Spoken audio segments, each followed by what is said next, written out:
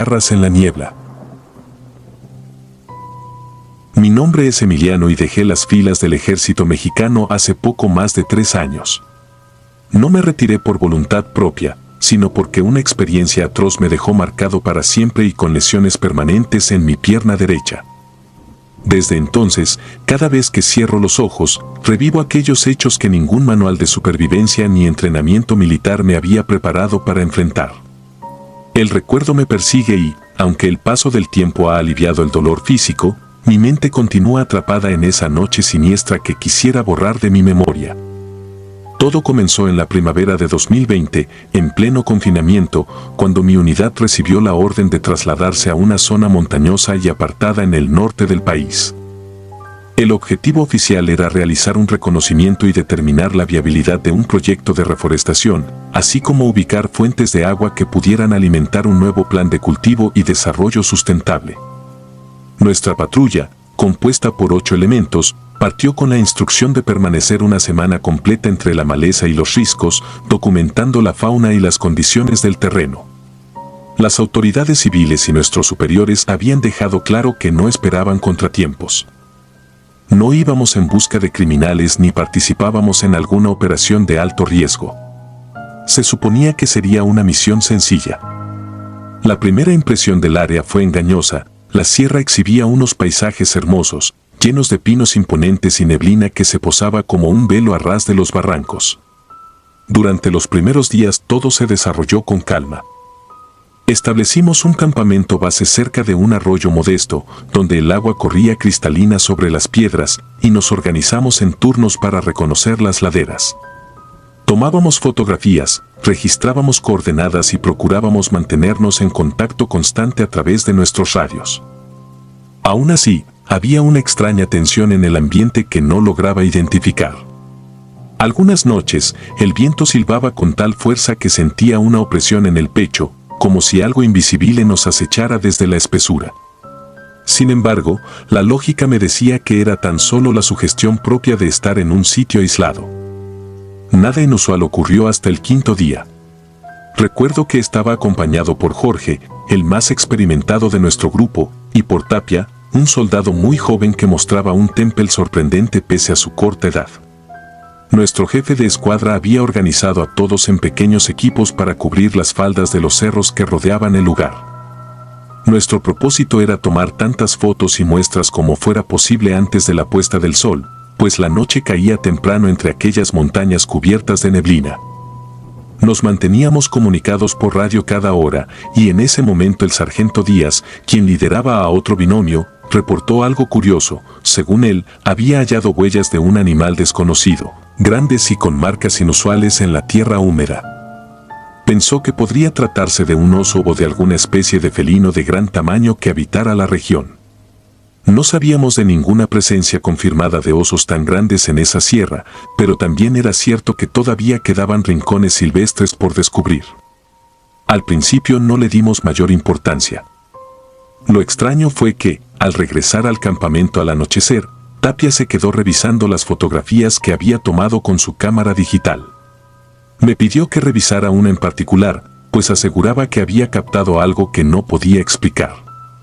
Observé la pantalla con escepticismo. La foto mostraba un ángulo del límite del arroyo, donde se apreciaba una mancha oscura detrás de unos matorrales. Al hacer zoom, distinguí la figura de algo erguido, demasiado grande para ser un animal común. Me inquietó la silueta, pues parecía tener rasgos bípedos y una cabeza alargada. Aún así, pensé que podía ser un juego de luces y sombras. Para salir de dudas, me acerqué al sitio donde tomó la imagen y dirigí mi linterna hacia esa zona. Solo alcancé a ver matorrales y troncos enredados, nada más. Jorge bromeó diciendo que Tapia tenía demasiada imaginación, pero en su mirada también capté la misma inquietud que yo sentía. Teníamos la instrucción de informar cualquier irregularidad, así que comentamos lo sucedido con el teniente Robledo, jefe de nuestra unidad. Él solo nos pidió mantenernos atentos y no bajar la guardia, aunque insistió en que no había motivo para alarmarse por una mancha en una foto. Sin embargo, la noche fue pesada. Yo no pude conciliar el sueño hasta bien entrada la madrugada.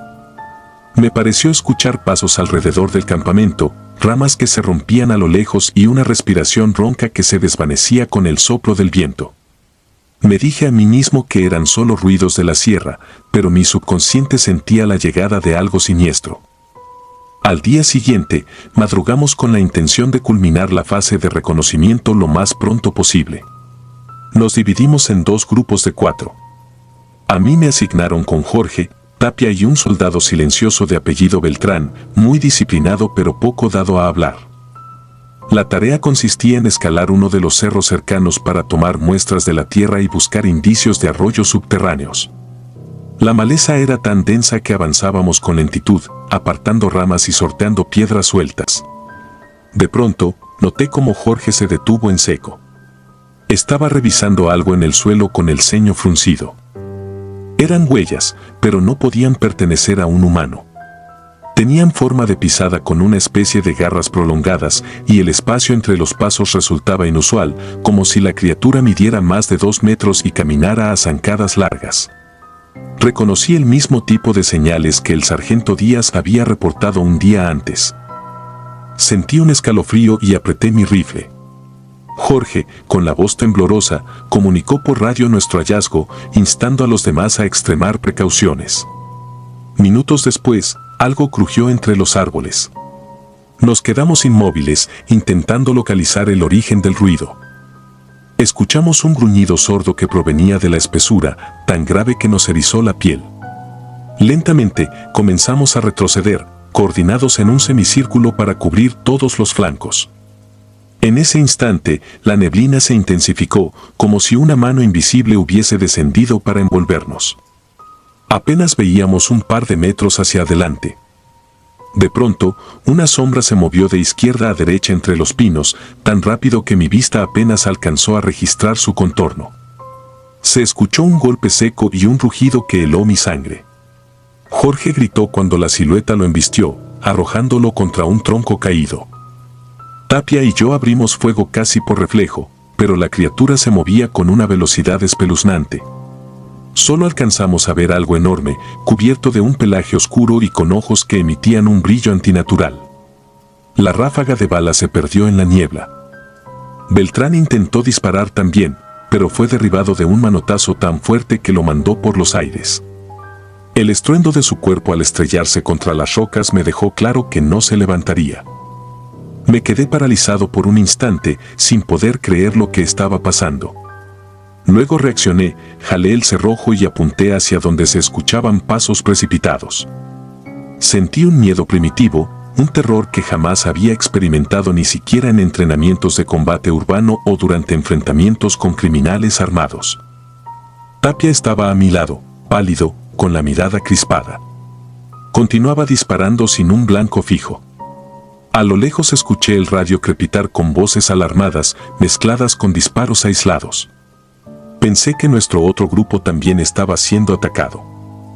Apenas tuve tiempo de girar la cabeza cuando la bestia surgió de la maleza a pocos metros de mí. Su altura me sobrepasaba al menos medio metro, y su musculatura era tan vasta que parecía imposible de abatir. No distinguí su rostro con claridad, solo su hocico y sus dientes irregulares, afilados como cuchillos. Cuando se impulsó hacia mí, disparé una ráfaga corta. Las balas impactaron en su hombro, y eso bastó para que vacilara un segundo, pero no fue suficiente para detenerla. Me tiró de un zarpazo que me atravesó el chaleco y dejó un ardor cortante en mi costado. Sentí un calor viscoso que se escurría bajo mis placas. El dolor era insoportable. Caí al suelo, procurando sostener mi rifle, pero mis manos temblaban. La criatura se alzó sobre mí, dispuesta a asestar un golpe final. En ese lapso, Tapia, reuniendo un valor que no sé de dónde sacó, corrió para darle un bayonetazo mientras disparaba a quemarropa. Un aullido bestial resonó entre los árboles y la bestia retrocedió, herida. Tomé aire y, con la adrenalina fluyendo, disparé mi rifle contra su torso. Por fin la vi retorcerse y tambalearse. Fue entonces cuando localicé en el rabillo del ojo el cuerpo de Jorge, inmóvil en el suelo, con el cráneo abierto y la sangre empapando la maleza. Supe al instante que no había posibilidad de que siguiera con vida. La bestia, herida de muerte, soltó un gruñido desafiante y se lanzó una vez más, pero antes de alcanzarnos se desplomó con un golpe seco que hizo temblar el suelo. Tapia apuntó tembloroso hacia la enorme silueta, sin atreverse a acercarse. Miré a mi alrededor en busca de Beltrán, pero lo encontré destrozado al pie de una roca. Solo pude desviar la mirada con náuseas y una mezcla de horror y rabia. Era una escena tan macabra que mi mente se rehusaba a asimilarla. Era como si estuviéramos en una pesadilla de la que no podíamos despertar. Con la adrenalina menguando, sentí como el dolor en mi costado aumentaba a cada respiración. Me incorporé con dificultad, apoyándome en Tapia, quien también tenía un corte profundo en el brazo izquierdo. Avanzamos con cuidado hacia la bestia tendida. Intenté encontrarle rasgos familiares, pero el rostro era algo entre humano y animal, con fauces abiertas en un rictus de furia. El pelaje era espeso y las extremidades parecían ser una combinación perversa de brazos humanos y patas poderosas. Me costaba creer lo que veía en mis ojos. Buscamos el radio de Beltrán y suplicamos ayuda. Hubo un silencio eterno, seguido de la voz alterada del teniente Robledo informando que el otro equipo también había sufrido bajas. Nos ordenó reagruparnos en el campamento base de inmediato. Con el tiempo encima y sintiéndonos vulnerables ante la posibilidad de que hubiera más de esas criaturas, emprendimos el descenso cargando con nuestros heridos como pudimos. Encontramos a 2 compañeros más, heridos y con la ropa desgarrada, que lograron reagruparse con nosotros. Ninguno podía explicar cómo una sola entidad había acabado con casi la mitad de la unidad en cuestión de minutos. Cuando al fin llegamos al campamento base, la desesperación nos dominó. Encendimos una bengala en la zona despejada e inmediatamente solicitamos extracción aérea con prioridad. Mientras esperábamos, con los nervios a flor de piel, no podíamos apartar la vista de la espesura. Sentíamos que algo más podía saltar en cualquier momento. Tapia no dejaba de temblar y repetía que aquella cosa no podía haber existido, que quizás estábamos alucinando. Pero el cadáver de la bestia, que habíamos arrastrado a la zona de observación, era la prueba contundente de que lo imposible se había vuelto real. El helicóptero llegó al atardecer. Nos subieron con premura, y yo me desvanecí en cuanto las aspas levantaron polvo.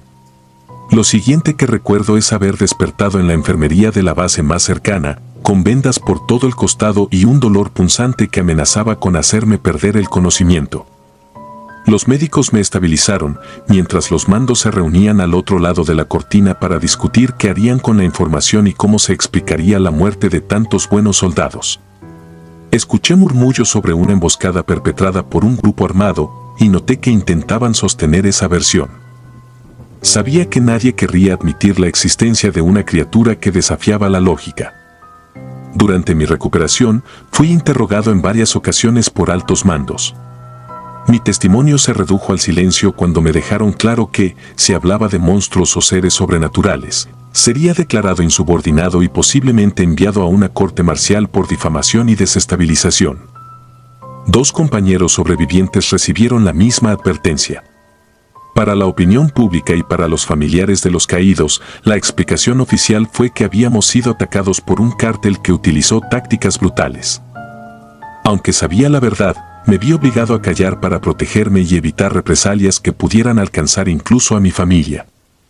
El tiempo pasó y mis heridas sanaron lo suficiente para que pudiera volver a caminar, pero mi movilidad no volvió a ser la misma.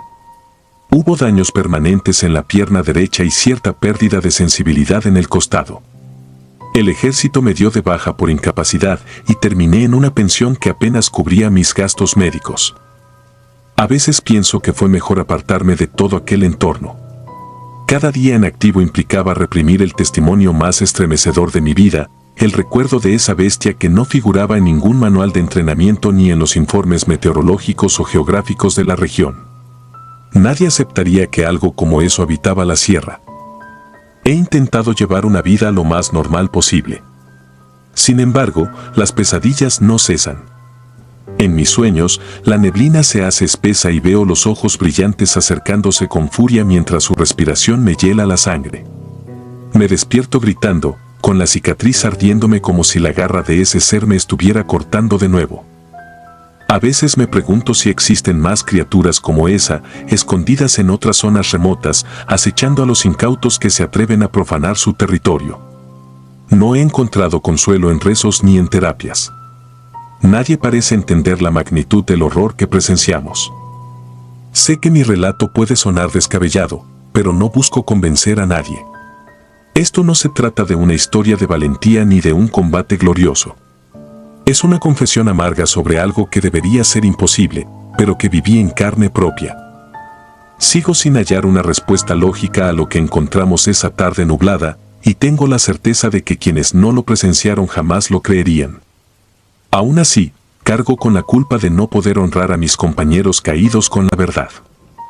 Sus familias no saben lo que en realidad los destruyó, y yo, atado a una versión oficial forzada, no puedo limpiar sus nombres de la ficción que inventaron los altos mandos. Cada vez que mis heridas me recuerdan el terror que pasé, revivo la imagen de Jorge, Beltrán y los otros, gritando, luchando inútilmente contra esa abominación, y la rabia me consume. Si hoy me decido a compartir mi historia, es para liberar parte del peso que cargo día a día. Puede que nadie lo crea, que piensen que soy un hombre trastornado por el trauma. Con todo, sé lo que vi. Sé que aquella cosa no era un animal cualquiera. Supe que la naturaleza no siempre sigue las reglas que nos gusta suponer. Y estoy convencido de que hay lugares en este mundo donde el hombre debería abstenerse de entrar, pues lo que mora allí no tolera la invasión humana.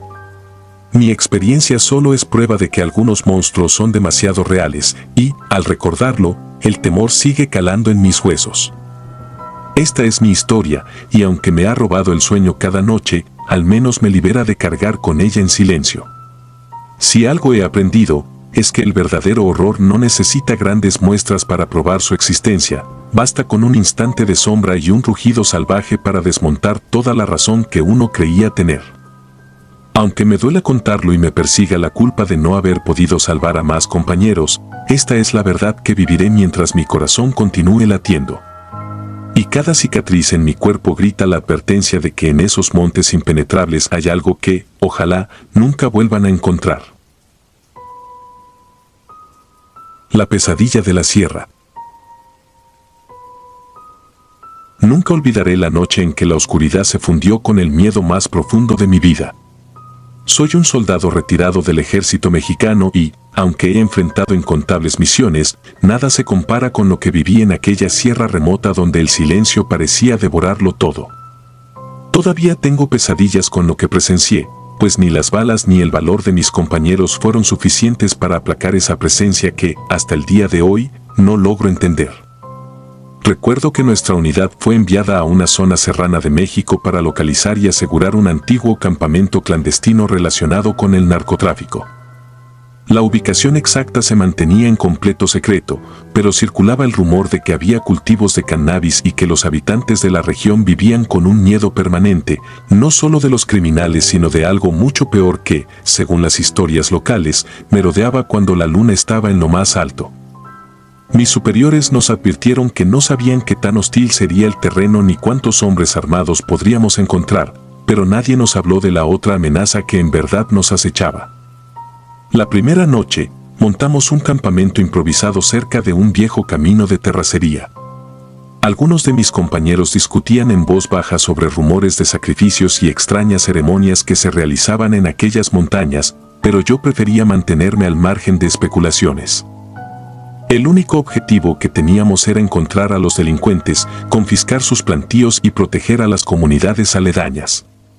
Sin embargo, la atmósfera era pesada, como si el aire estuviera cargado de secretos y presagios funestos. A pesar de nuestras bromas y la camaradería típica, algo nos oprimía el pecho.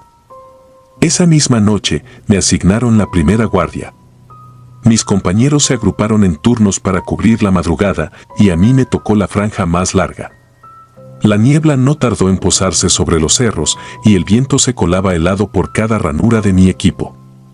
La luna no alcanzaba a iluminar mucho, y la oscuridad tan densa me ponía en alerta constante. Avancé unos pasos para tener una mejor vista. Todo se pintaba de sombras, las ramas secas de los árboles se alzaban retorcidas contra el firmamento casi invisible, el crujido de la maleza era mi única compañía y, de vez en cuando, los murmullos de mis compañeros se entremezclaban con el silencio sepulcral de la sierra. Mi responsabilidad era vigilar el perímetro con un par de binoculares de visión nocturna. La niebla dificultaba la visibilidad, pero aún así alcanzaba a distinguir siluetas de rocas y vegetación dispersa.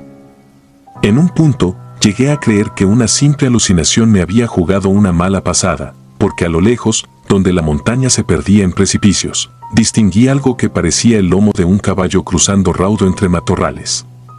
Tuve que parpadear un par de veces y ajustar el enfoque de mis binoculares. No pude ver nada más. No quise alarmar a mis compañeros, así que guardé silencio unos instantes, intentando hallar una explicación lógica. Allí, a esa altitud, resultaba improbable encontrar caballos sueltos y además esa figura se movía con velocidad antinatural. Mi pulso se aceleró. Avancé con cautela para verificar desde otro ángulo, pero no detecté movimiento alguno. La niebla aumentaba y el frío me hacía temblar, pero no era solo la baja temperatura, sino una sensación de presentimiento que se iba clavando en mis huesos.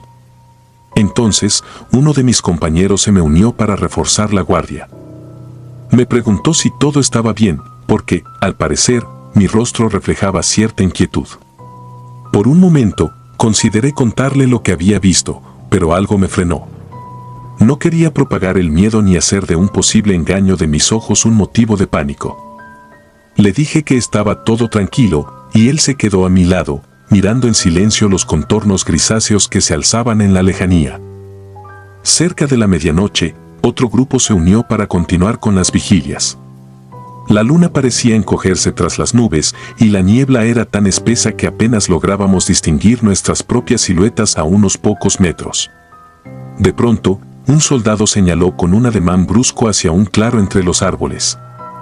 Nos instó a bajar los binoculares y mirar a simple vista.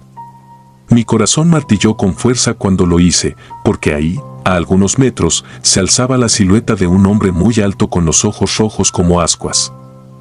La sangre me palpitaba en los oídos mientras intentaba enfocar mi mirada en sus piernas, y lo que vi me heló la sangre, parecían patas de animal, como si tuvieran cascos.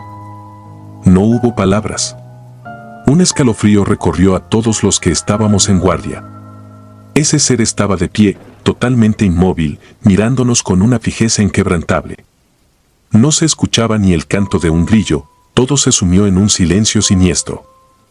Solo podía discernir el tenue brillo rojizo de sus ojos y ese contorno de patas que semejaban a las de un caballo o quizá a algo aún más retorcido.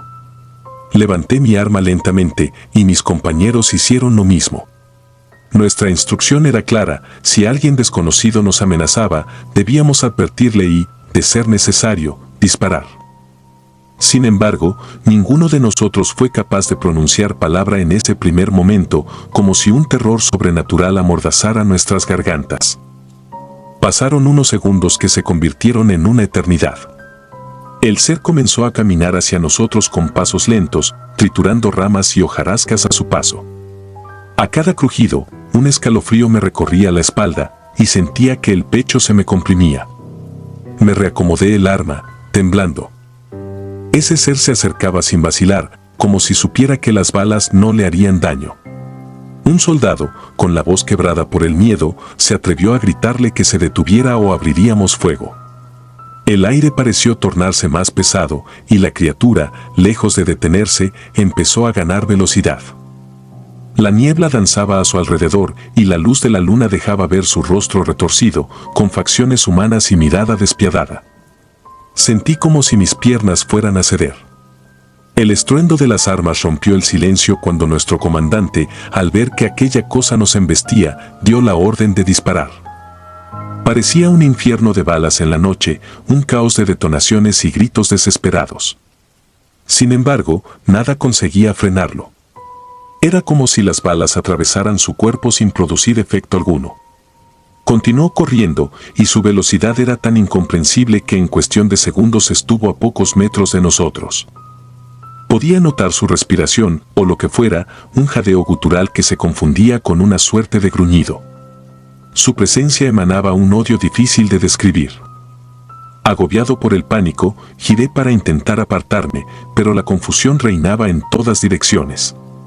Uno de mis compañeros tropezó y cayó de espaldas, con la boca entreabierta por el terror, apuntando con el rifle tembloroso.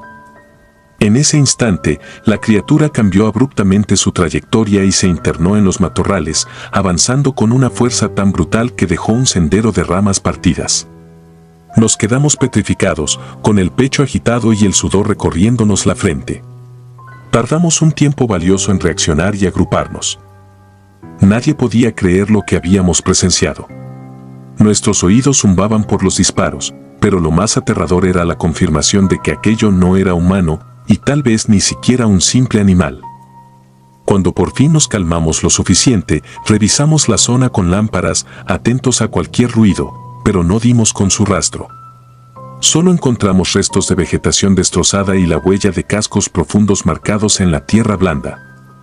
Eso aumentó nuestro miedo, pues no comprendíamos cómo era posible que algo así estuviera allá arriba, en un lugar tan inaccesible.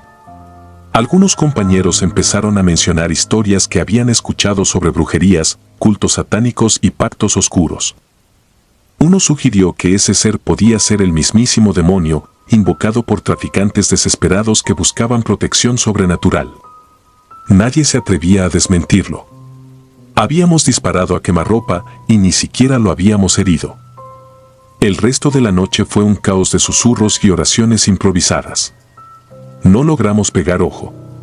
Cualquier mínimo sonido en la maleza nos hacía saltar como resortes y nos turnábamos para mantener vigilias dobles. El cielo comenzó a clarear muy lentamente y con la llegada del amanecer, consultamos a nuestro superior qué debíamos hacer. Acordamos que quedarnos en ese sitio era un riesgo que no estábamos dispuestos a correr de nuevo. Allí, nuestra misión quedaba eclipsada por el pavor a algo que nuestras armas no podían detener. Recogimos el campamento con prisa. Algunos soldados no dejaban de mirar nerviosamente hacia el lugar donde habíamos visto a la criatura. Era como si temiéramos que apareciera de nuevo a plena luz del día, cosa que, sinceramente, no hubiera descartado tras presenciar esa velocidad y esa resistencia inhumanas. El comandante, visiblemente tenso, organizó un repliegue a una región menos escarpada en cuanto terminamos de empacar. Nadie reclamó ni pidió explicaciones, pues de algún modo todos entendíamos que había fuerzas ahí que superaban nuestras capacidades. Nos dirigimos hacia un campamento más próximo a la entrada de la sierra y en el transcurso fuimos testigos de un ambiente aún más extraño. Encontramos animales muertos en circunstancias que no supimos explicar, círculos de piedras rodeados de velas y manchas que parecían rituales de brujería. Ese descubrimiento confirmaba todas las historias tenebrosas que habíamos escuchado. En mi interior, algo me decía que nos fuimos de esa zona justo a tiempo. Esa sierra parecía maldita, un refugio de energías oscuras y seres que nos despreciaban por irrumpir en sus dominios.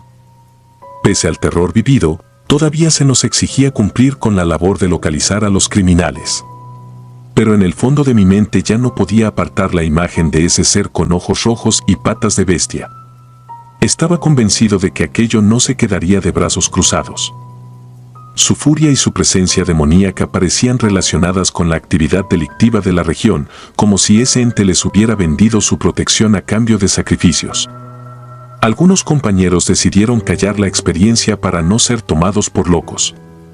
Otros murmuraban plegarias y prometían no volver jamás a un sitio tan siniestro. Pocos días después, nuestro pelotón fue reasignado a otro punto en la montaña, menos peligroso, donde finalmente logramos descubrir un campamento de narcotraficantes sin encontrarnos con mayores obstáculos sobrenaturales. Fue un alivio inconmensurable, pese a que el trabajo no dejaba de ser arriesgado. Sin embargo, ninguno de los soldados que estuvo conmigo aquella noche pudo borrar la huella de ese encuentro. Desconfiábamos de cada sombra, de cada crujido en el bosque, porque el simple recuerdo de esos ojos encendidos en la penumbra nos despertaba un pavor irracional, como si supiéramos que seguía rondando en algún lugar cercano, observándonos. Quizá esperando el momento adecuado para hacerse presente otra vez. Cuando regresé a la base principal, me fui con la convicción de que hay peligros en el mundo que exceden lo que consideramos parte de la realidad. Hubiera preferido toparme con un grupo armado de decenas de hombres a enfrentar de nuevo a esa criatura. El ser que vimos en la sierra no se comportaba como un simple animal salvaje ni parecía un ser humano. Era una manifestación de lo que la noche y los rituales oscuros pueden invocar en regiones donde la ley de los hombres no existe y en donde las fuerzas antiguas se mueven sin restricción. Con el paso de los años, la pesadilla de la sierra se convirtió en una sombra que me acompañaba a todas partes. Cada vez que estaba en silencio, recordaba el crujir de las ramas y esos ojos rojos clavándose en mí. Intenté tranquilizarme pensando que, tal vez, nuestras mentes colectivas habían amplificado un miedo natural. Pero las huellas, los cascos y la inmunidad a las balas eran pruebas imposibles de refutar. Esto no era una leyenda contada por un abuelo supersticioso ni un mito urbano de pasillo. Lo vivimos en carne propia, y no deseaba que nadie más pasara por algo así. Hoy en día, no sirvo más en el ejército, pero esa experiencia me acompaña como una cicatriz invisible. Conozco a varios compañeros que, tras lo ocurrido, sufrieron pesadillas parecidas a las mías, en las que la niebla de la montaña se abría y surgía esa figura monstruosa con patas de bestia y ojos infernales, corriendo hacia nosotros con la furia de un demonio hambriento. En mi mente resuenan las detonaciones de nuestras armas, el eco de mi propia respiración y el silencio posterior, cuando comprendimos que ni las balas ni nuestro coraje serían suficientes para enfrentarlo. He llegado a creer que esa criatura era un siervo del mal, un ente enviado para proteger territorios malditos a cambio de rituales y ofrendas. Quizá por eso nos atacó sin advertencia, éramos intrusos en un territorio que no le pertenecía a los hombres. Nuestra labor militar se vio superada por fuerzas ancestrales que sobreviven gracias a la sangre y el miedo. Aun cuando pusimos todo nuestro entrenamiento y armamento al máximo, salimos huyendo, sintiendo que habíamos estado cerca de morir de una manera mucho más aterradora que un simple intercambio de disparos con delincuentes. Nunca volví a poner un pie en esa sierra. Con el tiempo supe que los pobladores hablaron de incendios repentinos y de más avistamientos de ese engendro en otras zonas aledañas, como si se moviera libremente por la cordillera. En algunos pueblos le atribuyen desastres y muertes inexplicables, en otros lo veneran en secreto porque temen que en una represalia arrase con sus familias. Yo no culpo a nadie por guardar silencio o rendirle culto. Después de lo que viví, sé que hay cosas que escapan a nuestro raciocinio y que no conocemos sus reglas ni sus motivaciones. Cada vez que intento hablar de lo que pasó, recuerdo el temblor de mis manos y cómo me costó volver a sentirme seguro. Este relato es mi forma de advertir a cualquiera que escuche mis palabras que hay lugares en México donde la belleza de las montañas esconde demonios dispuestos a devorar tu alma si te atreves a pisar su terreno. Yo conocí uno de esos demonios. Lo enfrenté con toda la artillería que llevaba y descubrí con horror que no era suficiente. Aquel ente se esfumó entre la maleza, pero no mi miedo, que ha seguido latente en mi mente durante años. Y aunque me cueste dormir, siento que relatarlo es mi forma de liberarme, de compartir con el mundo que el mal adopta muchas formas y, en ocasiones, se disfraza con un par de ojos rojos y patas de bestia. Esa noche, en la niebla de la sierra, aprendí que el verdadero horror no respeta la valentía ni el uniforme. Simplemente te arranca el aliento y te revela que, por encima de tu coraje, estás indefenso ante las fuerzas que no comprendes. Jamás lograré olvidar el momento en que apunté mi rifle y vi esas pupilas rojas reflejar mi pavor. Jamás podré borrar el sonido de nuestras balas estallando en la penumbra mientras aquella figura avanzaba sin sufrir un rasguño. Me acompañará siempre la sensación de que en ese rincón escondido de la sierra se quedó vagando un monstruo hambriento, un guardián nacido de rituales prohibidos, de pactos siniestros y de tanta corrupción humana que incluso el mismo infierno pareció abrirle una puerta. Ni las órdenes de un comandante ni la fuerza de nuestro pelotón alcanzaron para contenerlo. En ese paraje remoto, la esperanza se desvaneció y descubrimos lo que significa estar a merced de la oscuridad. Aquella madrugada, en medio de disparos y niebla, comprendí que algunas montañas albergan secretos que ningún soldado, por más corajudo que sea, está listo para enfrentar. Y es que el verdadero terror no tiene nombre ni rostro humano. Cuando te encuentra, te arranca el alma y te obliga a huir con la certeza de que, en cualquier momento, puede volver a por ti. Eco de balas. La mayoría de los hombres con los que patrullé los cerros de Nuevo León aprendió a diluir los disparos con licor barato o con silencios demasiado largos. Yo, en cambio, sigo escuchando un eco que no se apaga.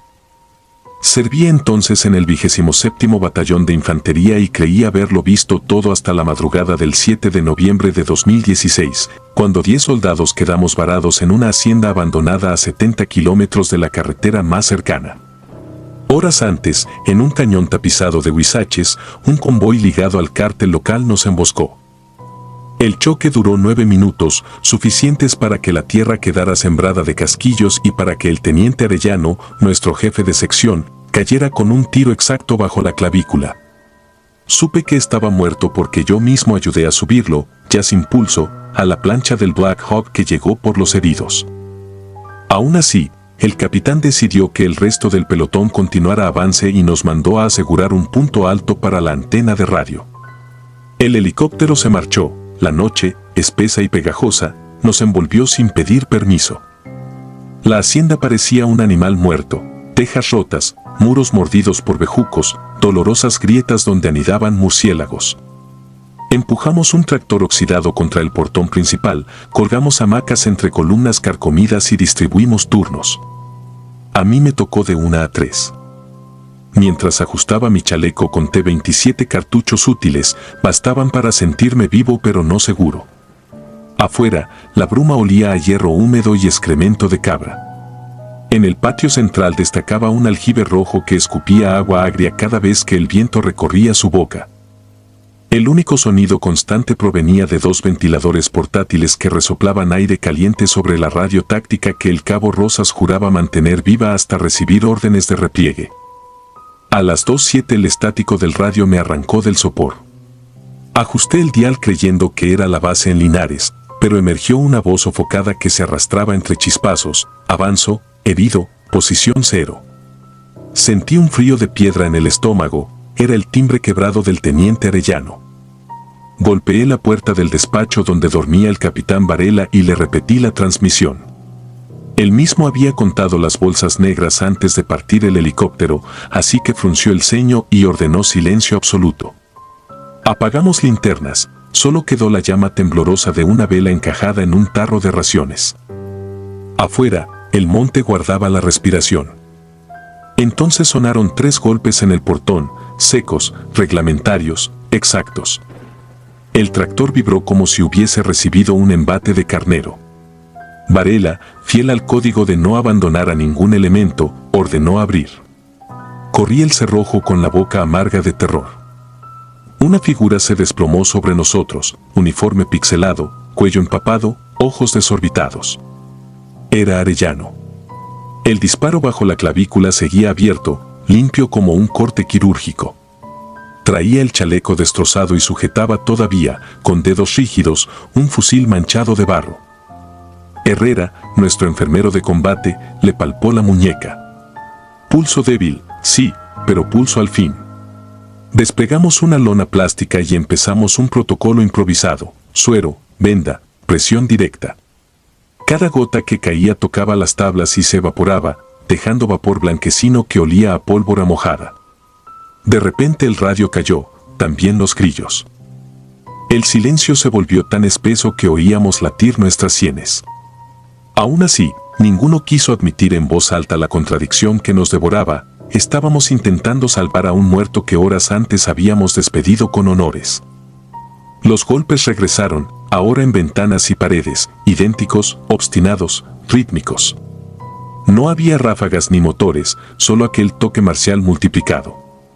Alumbré una rendija y distinguí cascos borrosos alineados en el corredor, pero las linternas atravesaban sus rostros como si fueran neblina.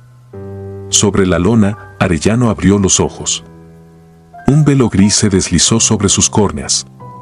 Sin flexionar los codos se incorporó, jalado por cables invisibles.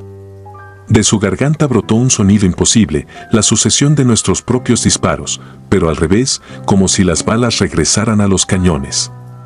Cada eco invertido hacía vibrar las ventanas hasta que el vidrio estalló en polvo. Un chorro de agua oxidada surgió del sistema de riego, años muerto, y azotó los muros. Las lámparas se apagaron, la oscuridad olía a gasolina rancia. Algo cruzó el salón, congelando el aire. Sentí un aliento espeso junto al oído y un zumbido que me descosió el equilibrio. Quise apretar el gatillo, pero mi dedo no obedeció. Vi a Herrera flotar un segundo antes de estrellarse contra la pared como muñeco de trapo. A cada paso invisible, el lugar alternaba calor sofocante y frío de morgue, como si respirara con pulmones ajenos. Por las paredes penetraron figuras uniformadas, charreteras intactas, botas limpias, rostros sin rasgos. Se alinearon alrededor de Arellano, quietas, contemplativas. Reconocí al sargento Luna, a quien un narco había degollado en Tampico 3 años atrás, al cabo Ávila, perdido en un derrumbe en Huachochi, al propio operador del helicóptero que había cargado el cuerpo de Arellano esa misma tarde. Era un pase de lista imposible, un encuadre donde los ausentes venían a reclamar la hora que les robaron. El capitán soltó una orden de repliegue que se quebró en su garganta. Empujamos armarios contra el pasillo occidental, cada mueble parecía pesar el doble. El suelo vibraba como si bajo la hacienda avanzara un tren. De pronto, la vieja sirena contra incendios, un cilindro rojo corroído por los años, despertó con un aullido que me astilló un diente. Al primer chillido, las figuras se deshicieron como humo cortado por cuchillo. Arellano cayó, al tocar la lona se disolvió en una nube densa que subió en espiral hasta perderse entre las vigas. El suelo quedó impecable, ni una mancha, como si lo hubiera fregado una cuadrilla fantasmal. Nos quedamos inmóviles hasta que la vela, milagrosamente intacta, se apagó sola. El capitán ordenó vigilancia hasta el amanecer. Nadie cerró los ojos. Cada vez que parpadeaba veía el destello de aquellos rostros quemados. Con la primera luz pálida salimos al patio. Solo nuestras pisadas marcaban el lodo. Caminamos hasta el cañón de la emboscada. Las camionetas seguían calcinadas, pero dentro no quedaba un solo cuerpo. Tampoco hallamos casquillos, vendas ni manchas de aceite. Era como si alguien hubiera barrido la violencia de la víspera, dejando apenas el cascarón del suceso. Ese mismo día entregamos parte en Linares. El documento oficial decía, patrulla sin novedad. Pernocta en punto seguro. Varela arrancó en silencio la hoja de su bitácora personal y la quemó detrás de los dormitorios. Mientras la ceniza flotaba, murmuró algo que el viento me repite cada noche, los muertos no se quedan atrás. Desde entonces duermo con el radio sobre el pecho. A veces, a la misma hora, cruje la estática y la voz de Arellano susurra, avanzo, herido, posición 0. No respondo. Solo aferro el fusil, contengo el aliento y espero que la madrugada termine de pasar, mientras el eco de pasos que no hacen ruido recorre, una vez más, los pasillos de cualquier cuartel donde todavía quedan hombres vivos empeñados en no olvidar a los que siguen patrullando del otro lado. Si disfrutas de los relatos, te invitamos a apoyarnos con un like y un comentario, ya que eso nos ayuda muchísimo. Además, si aún no estás suscrito o suscrita, te animamos a formar parte de la comunidad del terror.